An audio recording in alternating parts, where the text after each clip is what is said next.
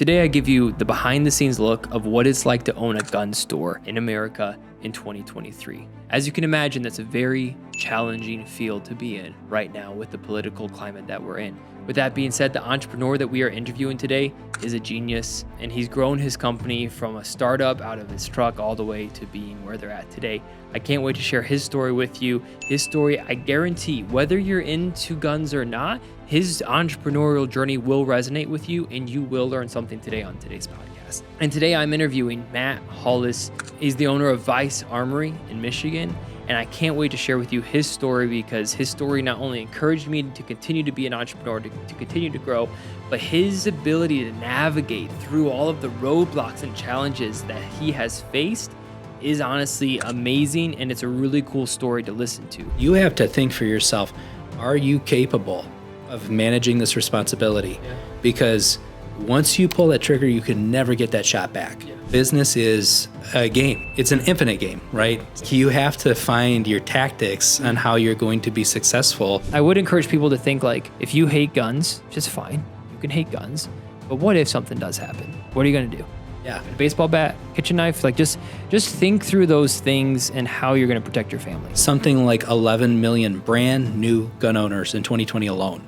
Yeah. So you have all these guns going out the door, and then people like me who are stocked up on ammo all the time, like they just went out and they were buying it out. This is a podcast that whether you're into guns, not into guns, you're going to be able to appreciate, because the tone of the podcast is very appealing to anybody. Before we jump into the podcast, though, I want to make sure that we thank my editors for editing this video. They do such a great job, and I want you to check them out. If you have any content at all that you might not want to edit, or the editing might be out of your league, please check out NVN Creates. They're my editing team. Without them, this podcast would be doomed, because I don't have the bandwidth to edit everything, and they do an excellent job for a fair price, and I couldn't recommend them enough. So if you want to check them out, their details are in the description below. I would recommend anyone to check them out, because honestly, they are some of the best out there. And as we jump into the conversation, please hit that like button on the video, hit the subscribe button if you're new. We are creating better and better content every episode, and I can't wait to share it with you guys. Thank you guys for being such loyal supporters of this podcast. I can't wait to keep it growing for you guys. Welcome to another episode of The Dylan England Show. Hey guys, welcome back to the Dylan England Show. Thanks for coming back by. We have Matt joining us today. Matt is the owner of Vice Armory in Davidson, Michigan. Matt's story is awesome. We talked a little bit about it. Can't wait to share it on the podcast today. Matt, thanks for joining us, man. Yeah, thank you for having me. So for those that don't know, I think the podcast has already been recorded. I don't know really which way we're going to go, but we just recorded a podcast with your wife. Yes. And his wife is a coffee roaster, and it's a really cool thing where the show is actually partnering with Cool Beans, which is her company. We're partnering together to create blends for you guys. And we just drink a lot of coffee before this podcast. It's going to be wild. It's Be ready. I haven't drinking this much coffee in a long time. But yeah, Matt's just keep topping it up. I have some here left over, so enjoy this episode, because we are both jittery, happy, excited, wired. This is going to be a good episode. Absolutely. I'm excited. I'm excited to have it. So Matt, tell the people a little bit, just to kind of start the conversation. Tell us about Vice a little bit. Yeah.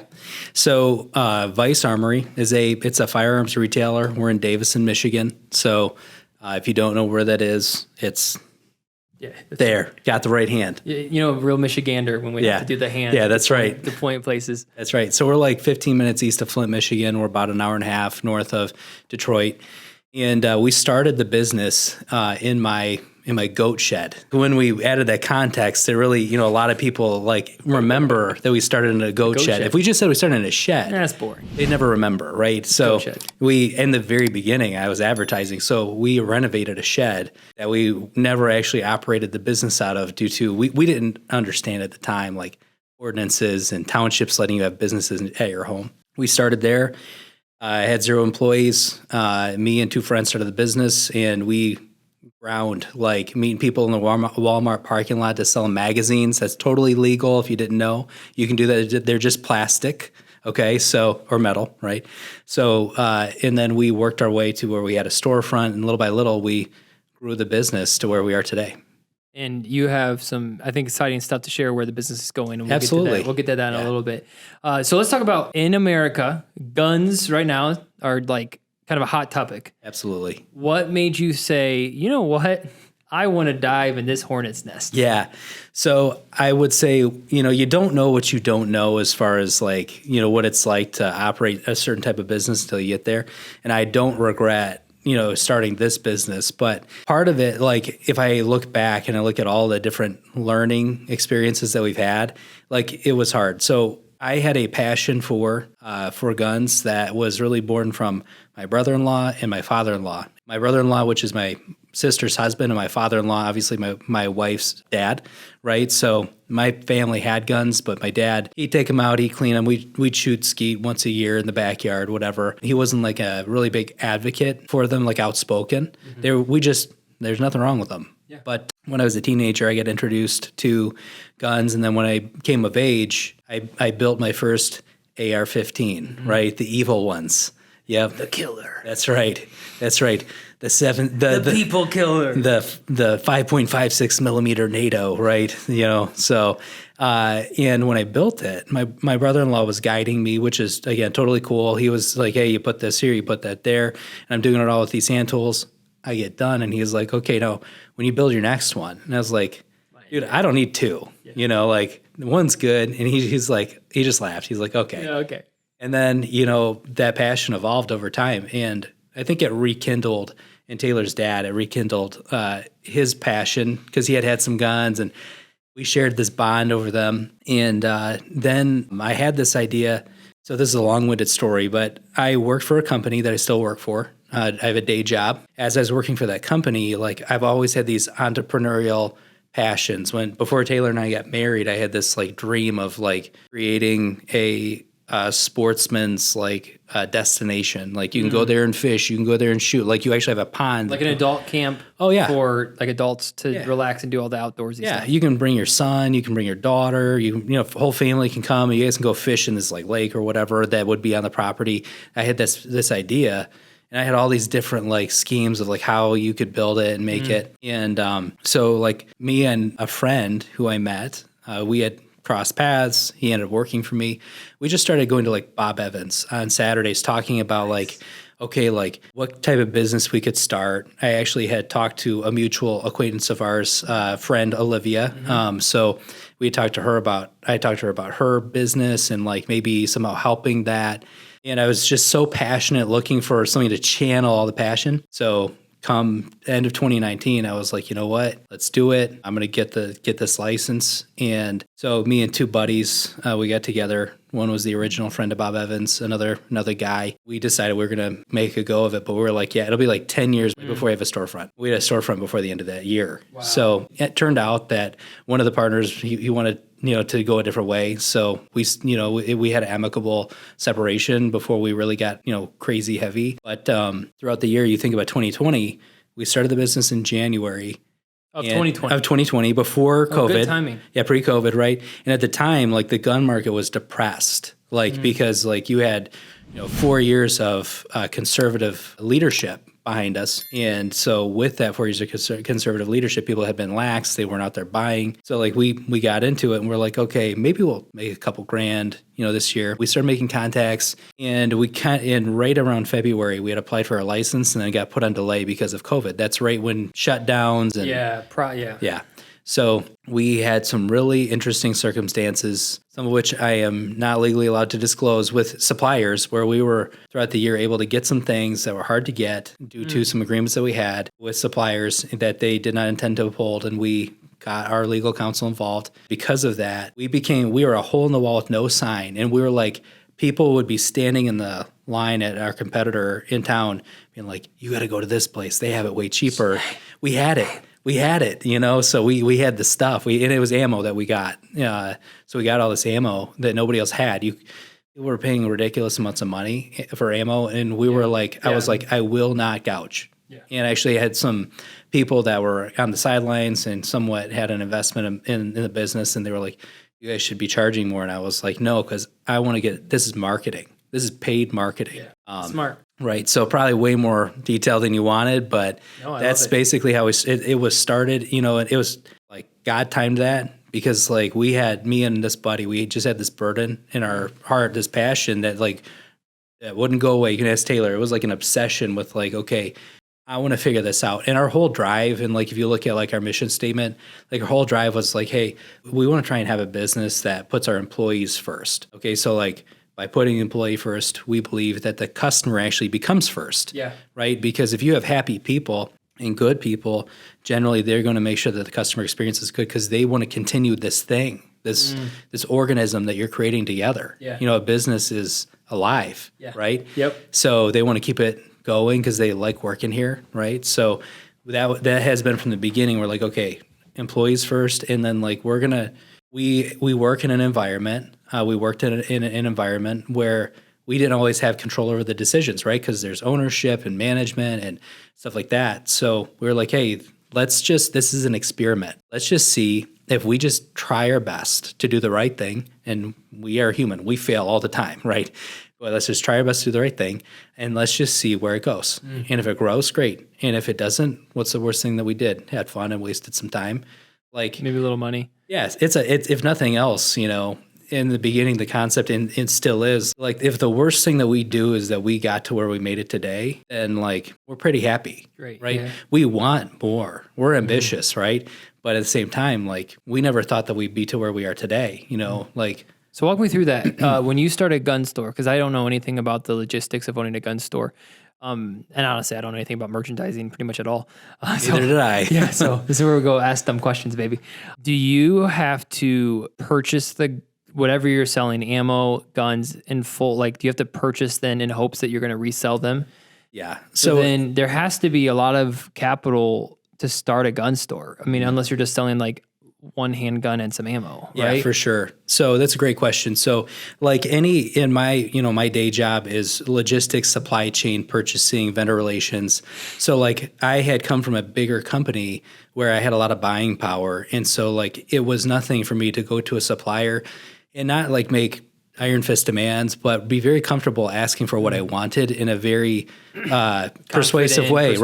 Yeah. Yeah. So and I understand the concept of leverage and purchasing power, and understood it, a bit. Then I'm always learning. I don't know it all. I learn something every single day. So when we first started, me and these two guys, we collectively put in $20,000. That was our starting capital. $20,000 total. Okay. Right. Okay. So we started talking with suppliers, and about late February, early March, I was in tune with the ammo market. Okay, so that was a pitch that I made to get the job that I had where I was working, to get promoted into the role I was in at the time was, hey, boss, I don't know anything about purchasing, but I can tell you what the cost of 9mm is today per round, and I can tell you when it's cheap, when it's expensive. So we started to see this market dry up of ammo. So I just started cold calling manufacturers because I didn't know anything about wholesale. Yeah. So I was just like, okay, I know that this guy makes this guy makes this guy makes this. And we got like 10 no's, and then I got one yes. And the guy's like, okay, we have a shipment that will be coming in late June.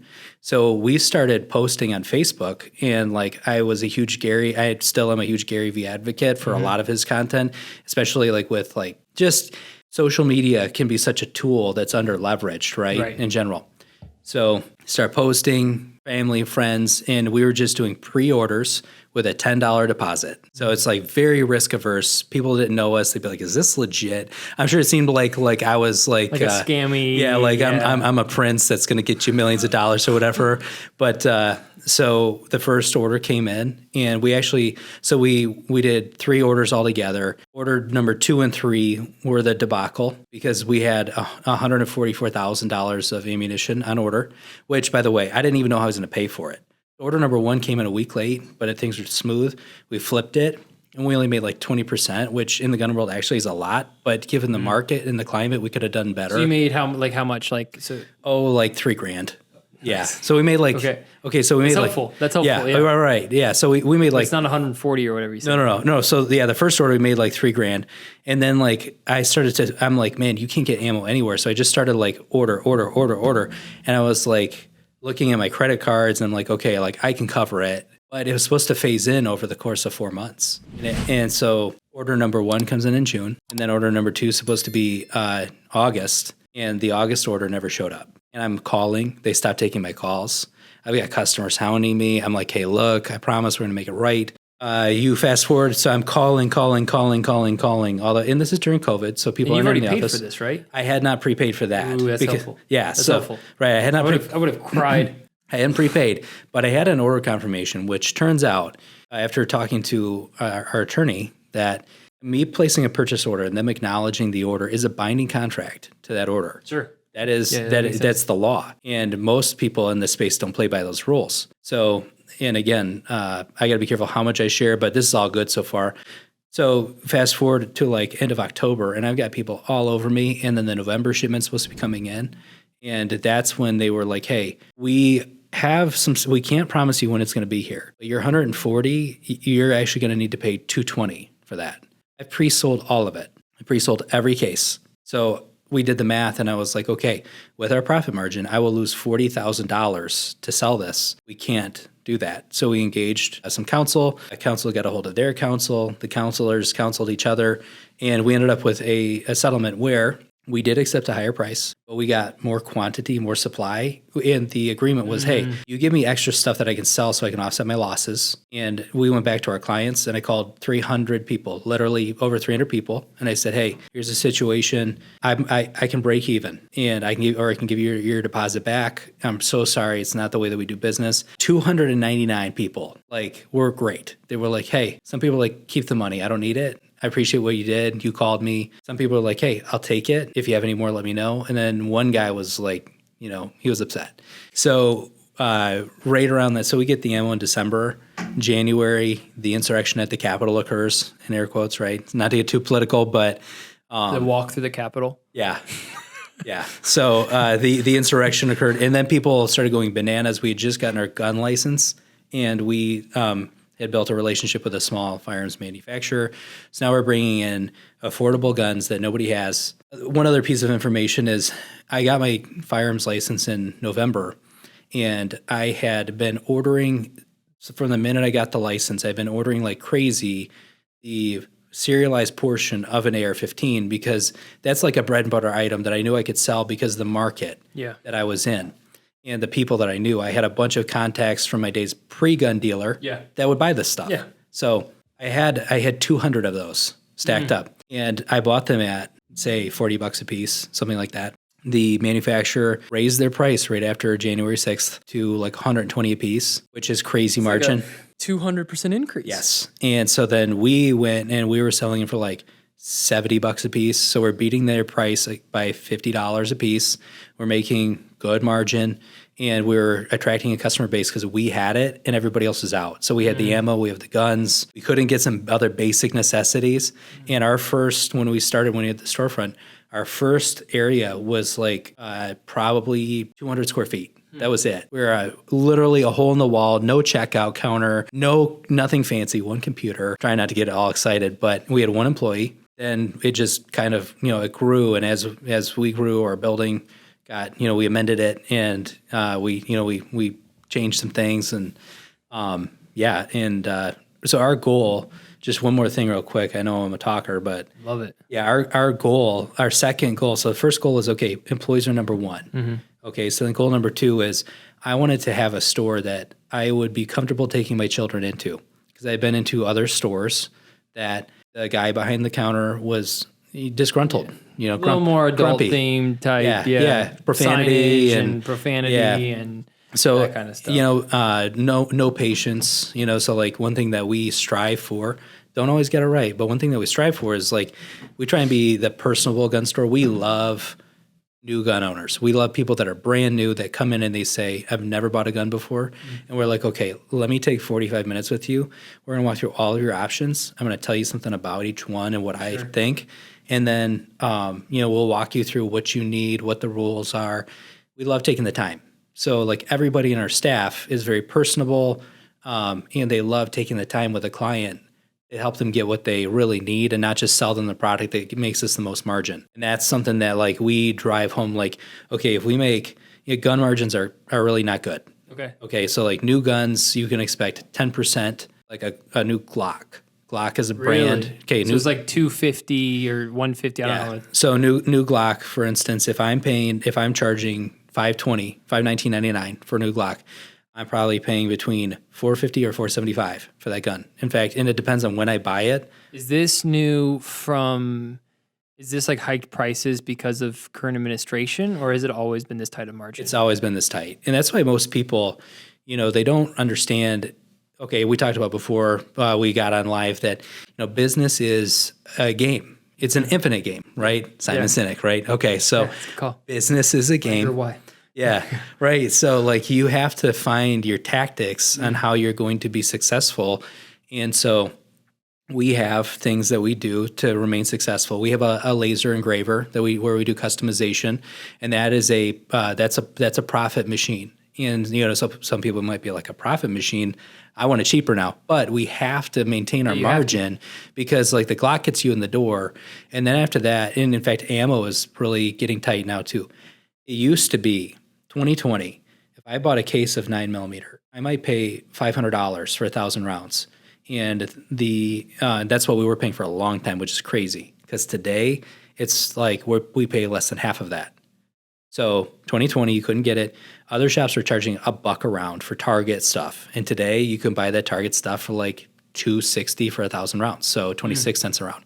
But the profit margin on ammo used to be better, but the supply for a little guy like me. Why was it so expensive during COVID? Okay, so administration stuff? Yeah. So you have riots going on. You have uncertainty. You have the government is overreaching in many people's opinions. So a lot of people wanted a tangible insurance policy. And then you have things like the media. So, the media really pushing narrative. Okay, so people wanted a tangible insurance policy. So I don't know the exact number, so don't quote me on this, but something like 11 million brand new gun owners in 2020 alone. So there's a supply and demand thing. Right. Yeah. So you have all these guns going out the door, and then people like me who are naturally like prepared, not necessarily prepper, but I stocked up on ammo all the time. Like they just went out and they were buying it out. And then other people saw an opportunity to make money in the middle. So they would resell. They would raid Dunham's and they'd resell it all day for like double. They would like, I know a guy that he would go into Dunham. Why couldn't the manufacturers make more? Is that just a regulator thing? Oh, it's actually really interesting. So 2019, because the gun world was in such bad shape in terms of economically, Remington went out of business. Mm-hmm. Federal was bought by Vista. Federal's a huge, so Vista is like a big corporation. Mm-hmm. So Vista has been buying up a ton of people. So Federal, I don't know that happened in 19 that Federal sold to Vista, but Remington went out of business. And so you have these guys aren't making any money, so they're not investing in new equipment.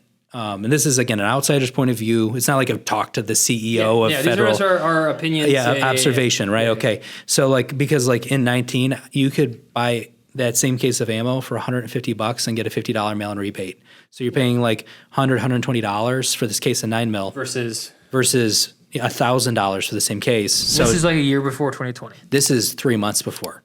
This is December. I was buying those deals for myself personally and my friends. I'd order in for my friends because they don't want to be on a list. You don't get into a list, but yeah. So it was supply and demand, and it was because these businesses were going out of business because they weren't profitable, and so then they were reducing the output, and then you start to see spikes in demand, and then you have to think about, okay, if you're that CEO, are you going to add more plant space to meet demand that you're not sure how long it's going to last? Or are you going to produce as much as you can, sell it as high as you can, and it actually was in their best interest to not produce more, right? Why meet the demand? If you keep that demand high and you just maintain your supply level, the demand's not going to go away on its own. You're going to have to fill it. So I always thought, and for whatever reason, I always thought that the reason why ammo was so expensive was a government thing.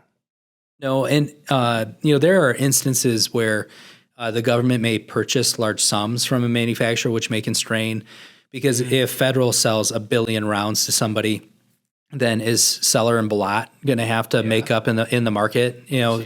So it's possible that plays into it. And again, I'm not a market expert. Yeah, but overall, it's more of just a supply and demand.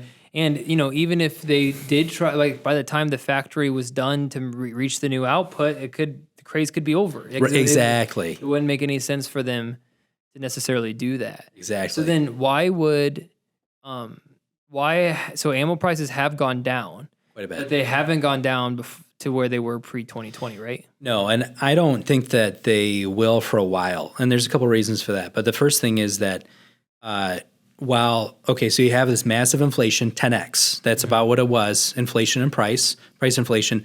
Now we've deflated, but in the meantime, wages and electricity and everything else costs more due to natural inflation. So in my perspective, like prices are still dropping, but much less dramatically than 21 and 22. So 21 was peak, 22 was like a waterfall. Yeah. That's the year that we went from $1,000 a case, or $1,000 a case for 1,000 rounds to like we ended the year like $400 a case. And then we've been on a slower trajectory down. So now is not a bad time to buy ammo historically, like in the recent years. What I tell people is my personal tactic is I buy a little bit consistently. It's like investing. Okay. So like if you are waiting to time your money for the stock market, like it's like a lot more losers than winners. Right. Yep. But if you're just consistently putting in the 401k, then like or Roth IRA, whatever investment tool, right? If you're just consistently investing, then over time you're going to get some good buys and some bad buys, but generally speaking, you'll be okay.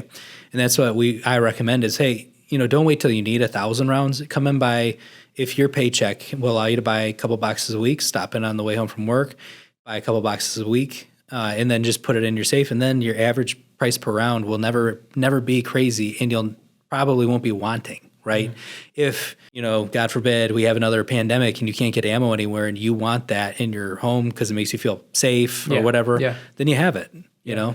I know that during COVID, we have protection for the house, and buying rounds was like insane. You couldn't even find them. Right. Like you couldn't even find what we were looking for half the time. I had to have a buddy just give me some, just because it's just like, hey, just to have to stay safe and make sure you're prepared. And now it's good to know though that the prices have come down to maybe a little bit more of a reasonable price. Question though, do you, with owning a gun store, I'm curious, I'm sure people that are watching this are curious, with the anti-gun climate that we live in America, and the narrative that the classic guns kill people, it's like a pencil doesn't misspell your word that you're writing, but whatever, have you had to deal with any protesters? Have you had to deal with any people coming in the store causing disruptions? Or has it actually been a pretty smooth operation from that side of things for you guys? Yeah. Like, I'd say politically, that's the way I would classify that. It's been extremely smooth. We've had, and you have to think too, we are in a more rural setting. Okay. Sure. So like, Lapeer is farms, and, you go further north and you have farms, and you go, like we're a long ways from the city. So generally supportive, the local community, we had some eyebrows raised because like, they're like, what are they doing open? I have a buddy who's super connected. He's like, yeah, you have a couple of people that like our neighbors that aren't too enthused, but we don't have like a shooting range. So there's not a noise issue. We close at 7:00 in the evening. So it's not like we're there late, keeping the lights on. And so generally we haven't had like protesters or anything like that. And like we welcome differing opinions. So we have some people come in the store who are maybe way further right than I am, and I think I'm right wing, right? So, but I'm not like crazy right. I don't think so. We have some people come in and they say some stuff, and we're like, oh, very cool, that's awesome. And as long as it's not endangering other people or illegal, then we're like, yeah, man, that's awesome, good for you. And we'll have a constructive conversation or share opinions with people in a very like positive way. And at the same time, like we welcome everybody. So if you are super left, but you're curious. In fact, I have a friend who is like left. Now he tells me he's center left, but to me, he's polarizingly left. Okay. And he actually was like, hey, it would be awesome if you could take my son and daughter and give them a gun safety lesson, take them to the range, let them shoot it. He was like, I want them to be exposed to this stuff. Yeah. He's like, they might not like it, but I'll let them choose for themselves, which is pretty cool. Yeah, that's great. Right. So maybe he is center left because possibly. I don't think a left person would do that. He's pretty left.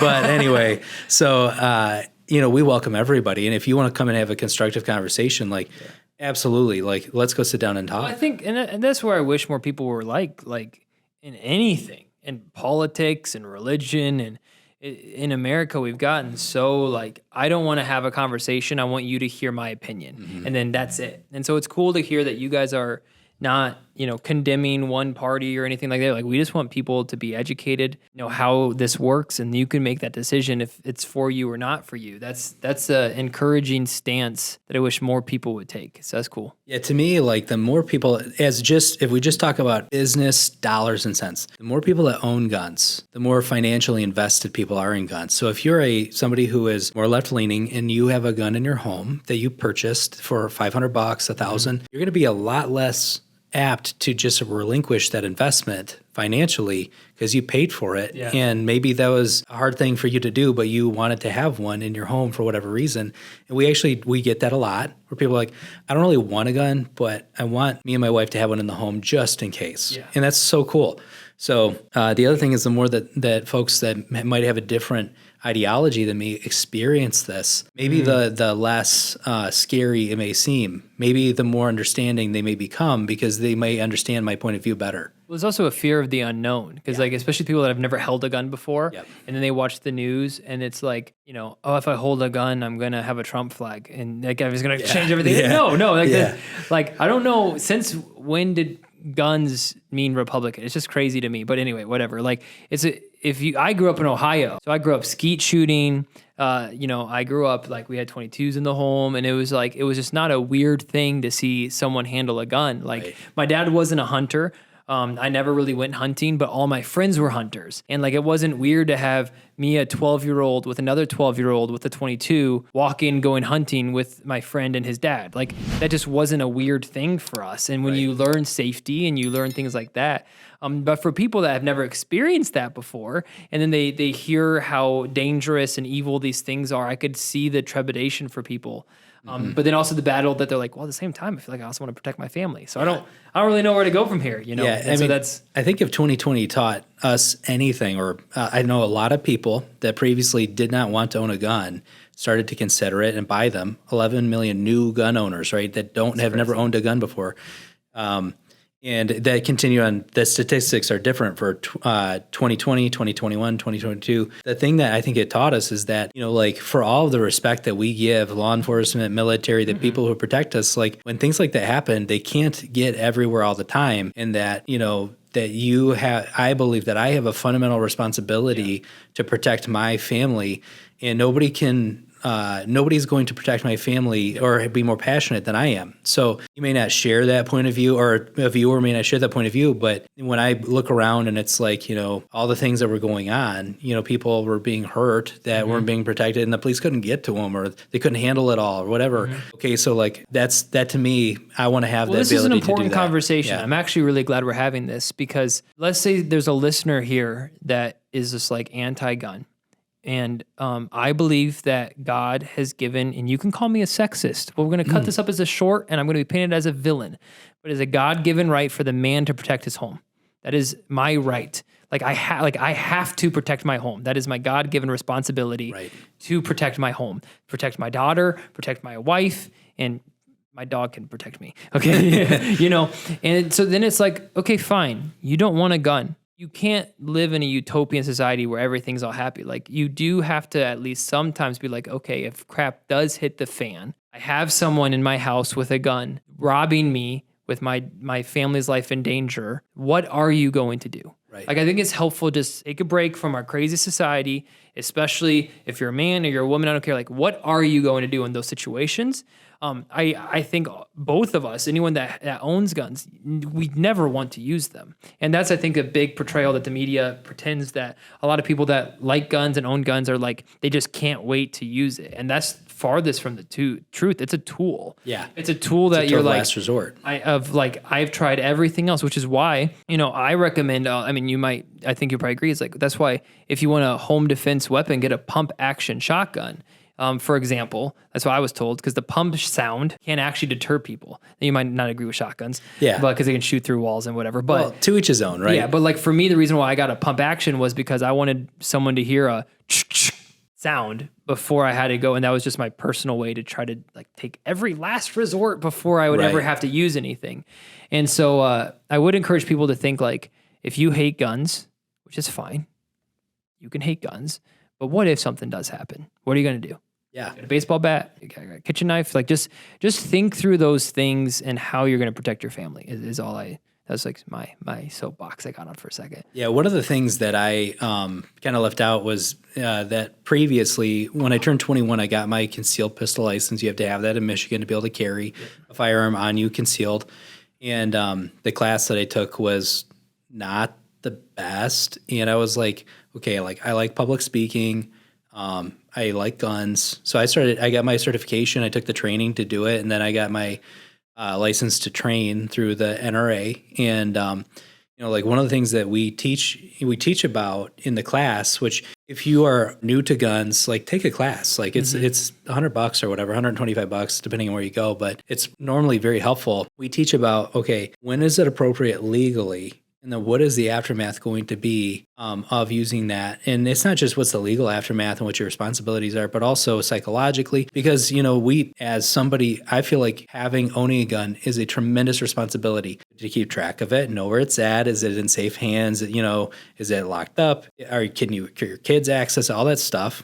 There are new laws coming out about that in Michigan, but besides that, and then like when are you going to choose to use it, and can you handle that responsibility? And that's a question that we pose to every student is you have to think for yourself, are you capable of managing this responsibility? Yeah. Because once you pull that trigger, you can never get that shot back. Yeah. So, we teach, and most credible teachers would tell you that the firearm is the tool of last resort. Mm-hmm. You don't draw a gun until you're ready to use it. You only use it if your life is in danger of great bodily harm, death, or sexual assault. Those are the three things. And that's that is essentially what the law in Michigan states, which is very common sense.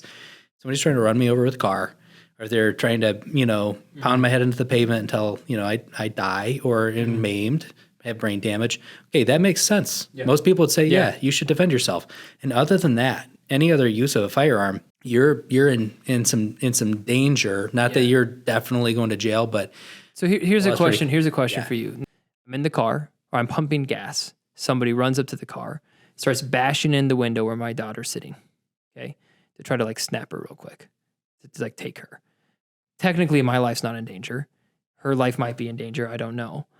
I know, if I had my concealed carry, my first option if I see my daughter being taken is use the gun to stop my daughter from being taken. That would just be that I'm going to do whatever it takes to protect my family. But if the law looks at that and the courts look at that and say, you could have tried to punch him, and you could have tried to tackle him, and you could it's a really slippery slope, and it's a scary slope to use something like a tool like that. But so knowledge is power. Okay, so knowledge is power. That's where it's helpful. Yeah, so here's what the law says in the state of Michigan. If you actually read the law, I'm not an attorney. I'm not giving legal legal advice. I have to tell that to every class. This is not legal advice. But if you read the statutes in Michigan, so in 2006, they really defined your rights and responsibilities. There are additional updates that have happened in 2013, 2015. Now there's more updates that are not good for us, but most of these make sense.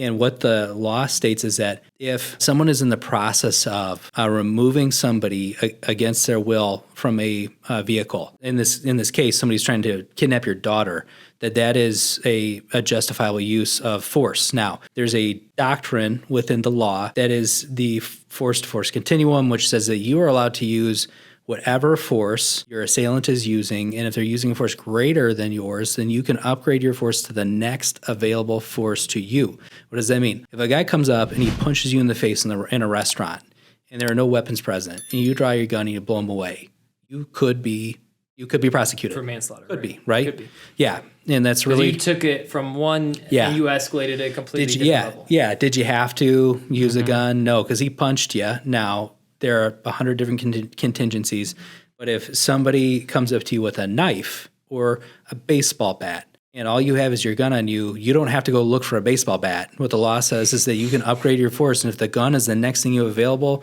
you upgrade your force, and ultimately, what we tell people is the concept is called imminent danger. Okay, is it right here, right now? Is it unavoidable? Mm-hmm. And is my life or the life of an innocent person in jeopardy? And like you said, somebody is bashing in your window where your daughter's at, and you don't know their intent, and you're going to go likely before a grand jury. Mm-hmm. So you're going to talk to 9 reasonable citizens, and you're going to say, I was pumping gas. It was late at night. A person that I did not know was breaking into the vehicle where my child was, and I didn't know their intentions, and I didn't have time. I thought her life was in danger, and I had to act quickly. It was a split-second decision. You might have to end up going into a trial. Sure. But if you can convince those people, your peers, that, hey, somebody's breaking in the window where my kid's at, I think most reasonable people, regardless of political I'm protecting my kid. Yeah. Would be like, okay, makes sense. And in fact, it would really come down to, is the prosecutor even going to try it? Most prosecutors would be like, nah, I'm not touching it. Yeah, that makes sense. Okay. So like the laws in Michigan spell out a lot of very specific scenarios. I had a business owner who said, hey, I own a bar. Actually, a bar is a bad example. A lot of technicalities there. We're going to get away from that. But he owned a bar restaurant, and he said, hey, if I'm in a business and I'm closing up shop at night, and some of these, rioters or hooligans break in my business, and am I allowed to defend myself? And the law in the state of Michigan actually spells out that, again, I'm not a lawyer, but if you look up the statute, it spells out that if you are breaking and entering a home, dwelling, or a place of business. Because if you think about it, if you're a secretary at a business, you're filing files late or whatever, and somebody's in the building and you don't know them and you don't know their intent, you don't have to stick around and figure out what they're trying to do. If you feel that your life's in danger, you're going to have, you can protect yourself. So there's a lot of things that are spelled out that a lot of people are unaware of. And there are a lot of like old wives' tales that people are like, if somebody is outside and they're threatening me, I got to shoot them. If I shoot them outside, I got to drag them inside, because if they're inside, there's a wives' tale that says you should do that. You should absolutely not do that. Yeah, that looks really bad. If you feel if you can justify your reasonable belief, you can justify to your peers, life was in danger. Your life is in danger. Then you have the right to defend yourself. And it doesn't matter. And the law says you have the right to defend yourself anywhere that you have the right to be, legally have the right to be. So if you are breaking and entering in a building, okay, your rights just went out the window, right? Right. But if you're in your own home. Yeah, if you're in your home, or if you're, whatever, the different areas could get stickier. But if you're in your home, if you're in your garage and some stranger comes in and you don't know what's going on and they're acting erratically, you feel your life's in danger, you can defend yourself anywhere that you legally have the right to be. You don't have to drag them in the threshold. Don't fabricate evidence. That's really bad. I mean, like you said, knowledge is power. And again, for the people listening to the podcast, like I think we're talking about like this is worst case scenarios and what's legal, not legal. For anyone that's going to comment and be like, you guys are just trying to use guns. Like that's not what we're talking about. We're just trying to be like, I'm just curious on what the law is for worst case scenario happens. I think anyone with their right mind is going to try to de-escalate any situation before this has to happen. Right. But knowing what is okay and what isn't okay is actually like what you guys stand for. It's like we want our citizens in Michigan to be educated on this tool that we sell. And it's cool that you don't just stop at, hey, we sell guns. We actually educate people on how to use guns and how to use it responsibly. And that's, I think, a really cool thing on why people should look at you guys as someone to purchase from or just to go visit, to ask questions. I mean, it's kind of a cool... Your knowledge has shocked me. Like I'm not shocked, but it was just kind of like, he's a gun owner. I didn't know at what level, but like it's impressive the amount that you've looked into this to make sure you're trying to do this safely and what's best for people, which is really cool.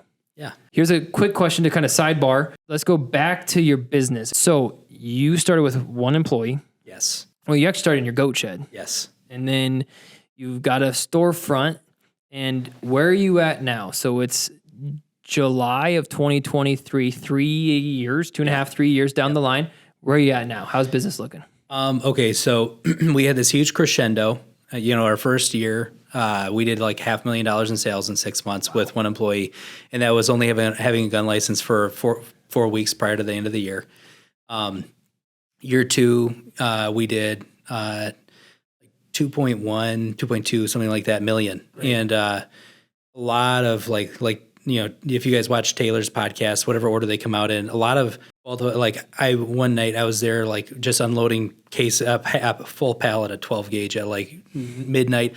A buddy that was a customer came there to buy something from me. He stayed and helped me unload the pallet. Super cool dude. So thank you, Ben, for that. But okay, so then 2022 was flat. So, we lost a little bit of ground, but we found ways to make our business a little bit more profitable. So we kind of stayed pretty flat. Sure. So we're currently in Davidson in a store. This year is looking flat again, which last year our market saw a 25% recession.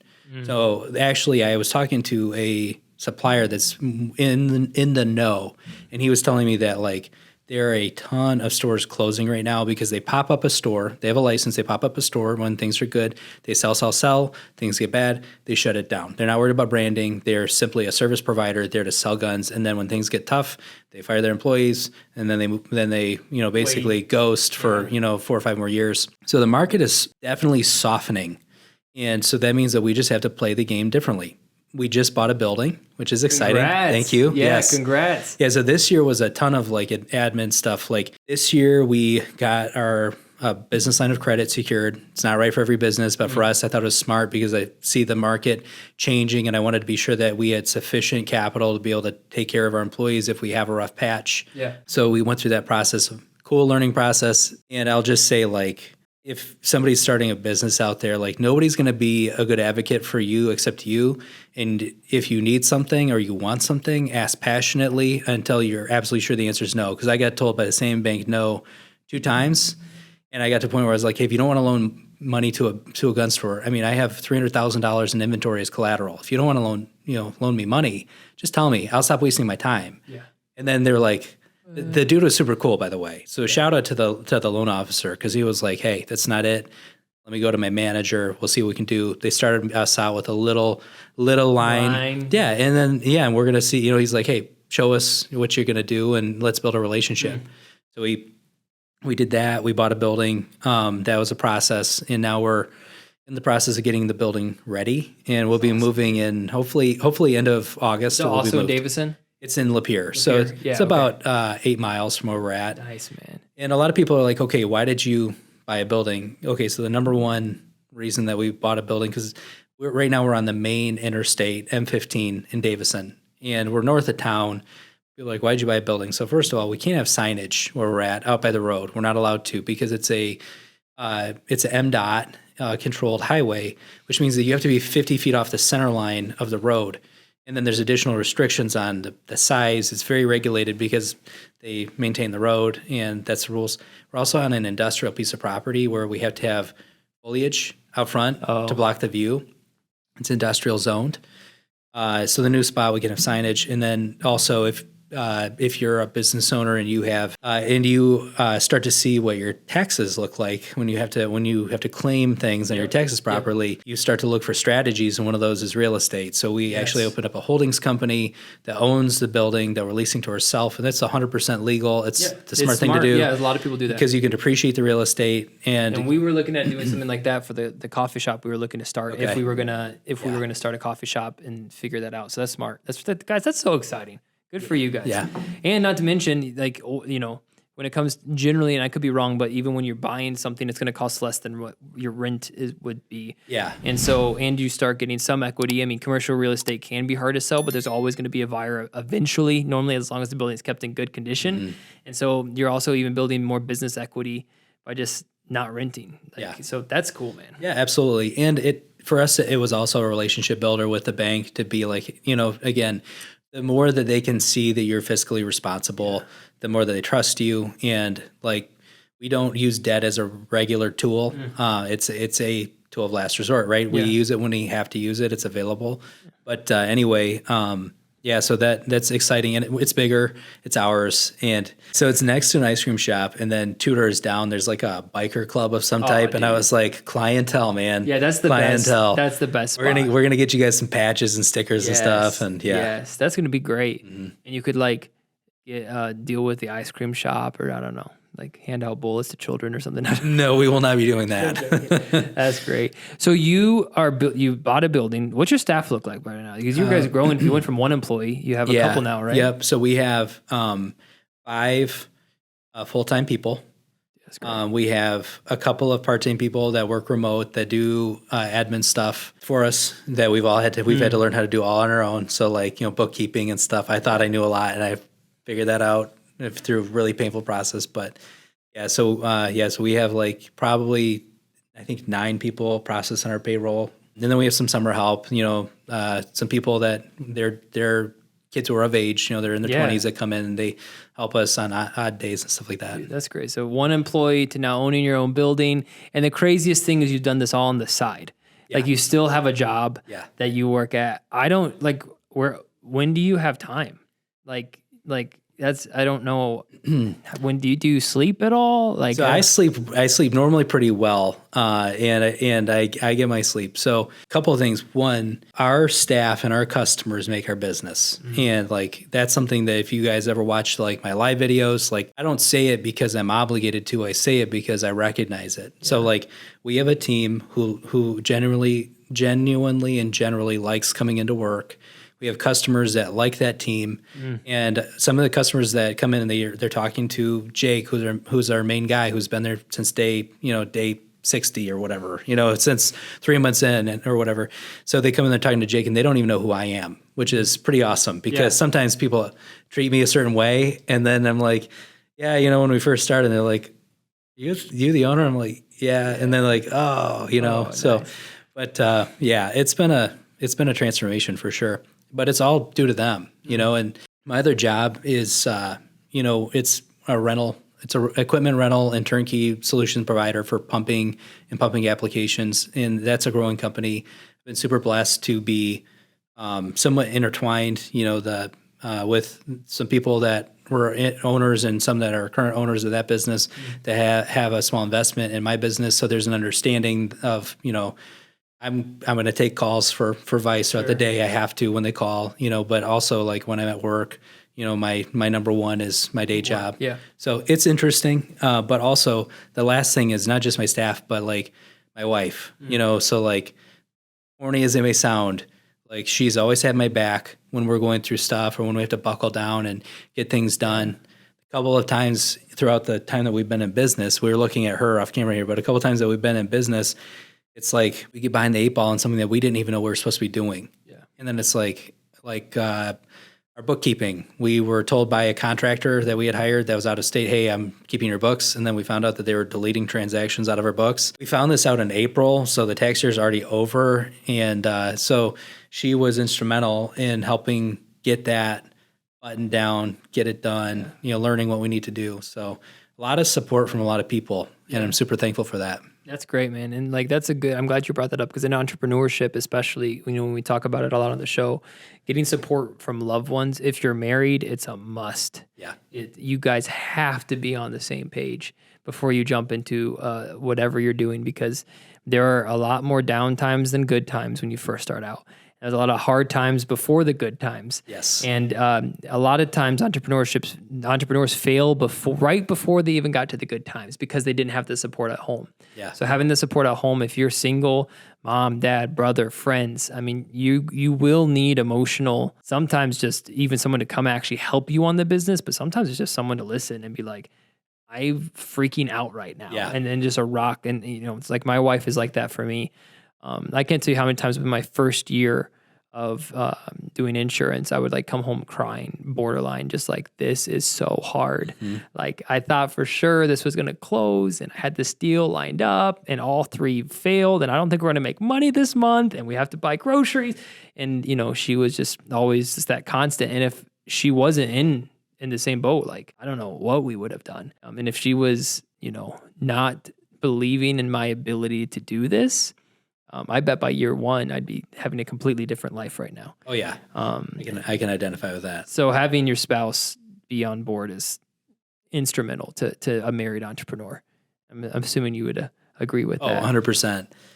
One thing I'll say, for anybody who is thinking about starting a business or who is currently operating one, most of the time it is just very hard. Most of the time it is very hard. And one of the things that has been very impactful in our lives is that I think that we have become a far better consumer and customer to the businesses that we patronize and trying to spend our money with people who are like us. Because before it was why isn't my food here already? Impatience, right? Mm-hmm. Or this level of service, or I want a discount like anybody else. And then once you get in those shoes and then you're like, okay, I get it. This guy, Matt says he's making, $70 selling a Glock and he's paying his employees X. And then you start doing the math, but you don't ever see okay, we had to borderline teach ourselves bookkeeping. Shout out to a good guy, Casey, who has helped me through that journey. But we had 2 years of terrible messes that back to back where it was so disheartening that I was like, we're not hiring anybody. I'm going to learn this. And I found a guy that was willing to teach me. So like people don't see that. It's like, hey, like for last year, the entire summer, like basically June I had to redo our books 3 times to be able to get it right because things were messed up. Sounds awful. From the beginning. So January. So sounds like my worst nightmare. Yeah. So like I engaged the guy in March, and then in like May we started, and we didn't finish getting stuff cleaned up until October. Like, dude, I literally want to and that was cry a full-time job. That was a full-time job. Like and then selling, you're done. So if you're out there and you're like, man, this is just hard. Like I'm there with you. It is hard. And, but you do it because you don't do it because necessarily you always want to do it. You do it because you can't not do it. Mm-hmm.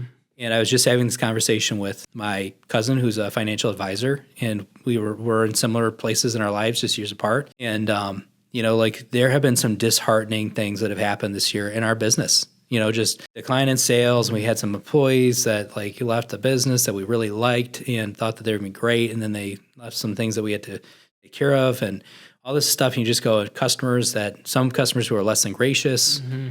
And you're like, man, like I'm just getting kicked and kicked and kicked. And then, it's like, we were talking about that and it's like, but then I think about, well, what if I just, hypothetically, we just shut her down and sold everything off? Well, then what would I do? And it's like, I would go and start another business because I can't not. Mm-hmm. If tomorrow we had to close the doors for whatever reason, I would take anything I could salvage, or if I could salvage anything. Yeah. Building burns down, we lose it all. Insurance doesn't cover it. Like I would be on to try and be an entrepreneur. It's just there. You got to. You need to.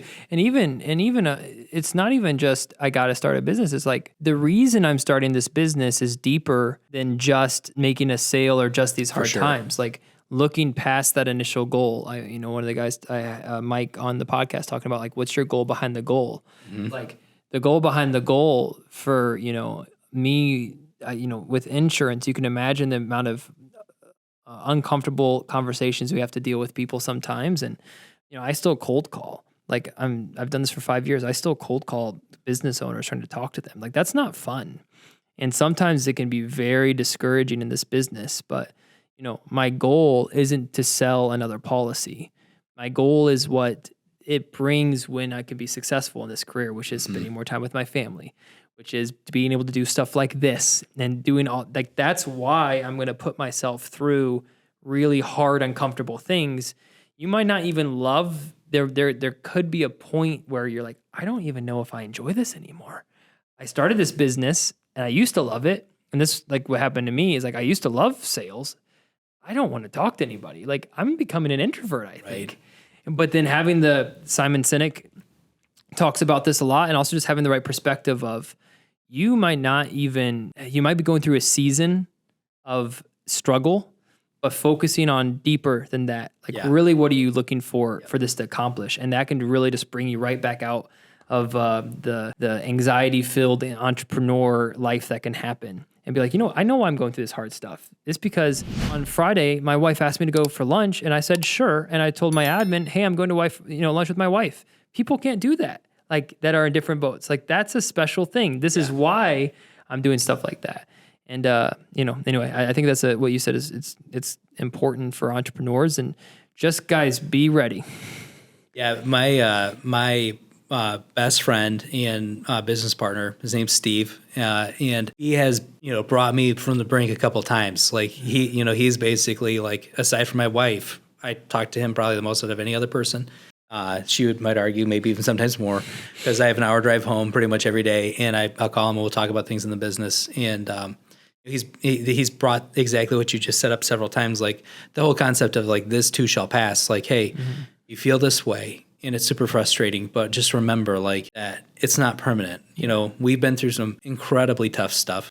This year we've been through some incredibly tough stuff. And it's like, hey, like what's the worst case? Let's talk about that. And like, even if that plays out in these situations, it's going to pass. Tomorrow's going to come. And if the worst thing that happens is the worst thing that could possibly happen, like So long as, you're not in prison, then, or as long as you're a free man and you have $1 in your pocket, you can start back over, and so it's good perspective. Yeah. It's good perspective. In the perspective of, when we were like 4 o'clock, this coffee's hitting me. When we were 4 years old and, we wanted a cheeseburger for dinner and then our mom made us broccoli and chicken, it was like the worst thing ever. And we were like, how am I going to get through? My life is awful, and now we look back on it, we're like, all of the things in my teens and my junior high years and college, I had this big exam that I had to take in college and it was like the biggest hurdle I ever had to climb, in those moments, it was like huge. Mm-hmm. And then looking back on it, perspective, we're like, I was freaking out about that. Like, that's what I was freaking out about. And in our entrepreneurship journey, it's the same thing. Like right now, it's just perspective. Like it's helpful for entrepreneurs to know, like 5 years from now, the struggle that you're going through today, you're going to be like, really? Like I lost sleep over that. Like I got angry over that. That's a joke compared to what I'm dealing with right now. Yeah. And that's just a helpful perspective thing that should give you a little bit of comfort. So it's funny that you say that because the part of my day job is that we do disaster relief, emergency disaster relief. So like I'm on call 24/7, 365. And when in my earlier days when the company was smaller, we had, we do hurricane disaster response. So there's two weeks out of every year that we get a hurricane. And those 2 weeks, it's like 15, 18-hour days. You're on the phone all day, all night, coordinating stuff. So we actually had one thing happen, which is here in the Detroit area in Sterling Heights, there was a sewer line that collapsed in the end of 2016 on Christmas Eve day. So I was, at the time, I was like a branch level employee. I was in charge of equipment coordination for a branch. We get the call. Owner calls me and says, who's on call? I was on call that weekend. I was about to be off work for like 14 days because of the holidays and how I timed my time off. He's like, go to the shop. There's something happening. So get up there with my team that was on call with me. And we ended up, I don't even know if this is OSHA legal, but we worked, the first day we worked 24 hours straight and we missed Christmas Eve and Christmas. And then after 24 hours, my boss said, go home, get sleep, I'll call you. So I went home, I slept for 8 hours in the middle of the day. And I got a call that evening and he said, hey, I need you back up there. We ended up working 36-hour shifts, 48-hour shifts, loading equipment, unloading equipment, getting stuff sent down because there was a 60-inch sewer line that had collapsed under the ground and had created a sinkhole that was swallowing a home. And what happens when a sewer line collapses like that is that all the sewage starts to back up. And eventually, if the line backs up, everybody who's on the line will get sewage in their home, right? Through your faucets and your sinks and your drains and stuff like that. So we were setting up many emergency bypasses to basically segment off. Somewhere. Right. Yeah. Like, as somebody who was in the facility, like I'm just loading equipment, I don't see what's going on the ground. And like we were doing 24-hour shifts, 36-hour shifts, 48-hour shifts. And we did that for 2 weeks, nonstop. And walking away from that, it's like, okay, if I can live through that, if I can do that, it's so funny that you say that. And I tell my team this, it's like, hey, when you go through these trials, things are hard. It's hard to think of it then, but just try and think like, okay, if I can make it through this, then most of the things aren't really going to seem like that big of a deal. And at the time I was in college and I had some exams that were coming up and I was like, I'm not even worried about these exams. If I can do that, man, I'm not worried about this, so it's exactly what you just said, real life, that was pretty Perspective pretty cool. is so important in entrepreneurship. And honestly, I think it's kind of a good way to end us off because a lot of the people watching, I think it's an encouraging thing, whether you're an entrepreneur or not, like whatever you're going through, perspective, have that understanding that you're going to grow as a person. You're going to look back at this and things are going to be okay. Man, that was helpful to me. And honestly, because this year, same with you, we've gone through some major valleys this year in business, very discouraging, like to the level of like, do I want to get out of this business? Right. And so that's encouraging to me knowing that, these are opportunities for us to learn and just get better. All right, let's end this off, man. What do you want the people to know about Vice? Give me a couple of things. Where do you want them to go? What do you want them to check out? Anything else you want to plug? Sure. So our website is www.vicearmory.com. Probably just dated myself giving the 3 W's, but you got it. Vicearmory.com. And you can check out, we have classes and stuff. If you're in the greater Detroit area, if you're up by Flint, if you're in Michigan, we have people drive from 2 hours away. Our prices are very reasonable. We're known for that. Customer service is there. And we also have services like laser engraving and things like that I mentioned earlier. So come and check us out. And we encourage people. We have free drinks like pop and water and all that stuff. We tell people come and hang out. There's no pressure to buy. If you just want to come and talk with friendly gun people and share friendly opinions, like, we're there, and we're going to be there anyway, so we'd be bored if you weren't there. Yeah. Come and hang out. We tell people that all the time. Come, just hang out. Don't buy a thing. There's no pressure. It's not like a used car lot or anything like that. So, and then one thing that I'll throw out there is we had a really good conversation, and like one thing I want to make clear is like I don't know everything, right? And every day is an opportunity to learn. Every day I learn that how much less I know about business or about something else. So, like that's really big for me. And I want to make that like clear. Like, I don't think I have it all figured out. I'm not sitting from an accomplished, and I am like, our business is a toddler. We got rungs to climb here. So yeah, but dude, when on the show, man, like that's what I try to bring the best out, and it's exciting to show people what's possible. So even if you have 5 employees and there's another gun store that has 8 locations and 100 employees, 5 employees is impressive. And so don't sell yourself short. But yeah, we're all learning. I'm learning. I think that's the encouraging thing about talking to a fellow business owner is because like, you know your field more than I know your field. And it's so cool seeing your growth, so cool seeing where you guys are going. It doesn't seem like you're stopping anytime soon. And that's exciting. You have a brand new building to look forward to. So currently you guys are located in Davidson, moving to Lapeer. Yes.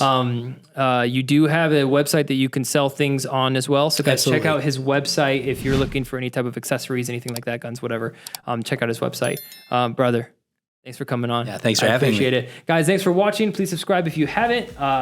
We are having better conversations each time we do the podcast.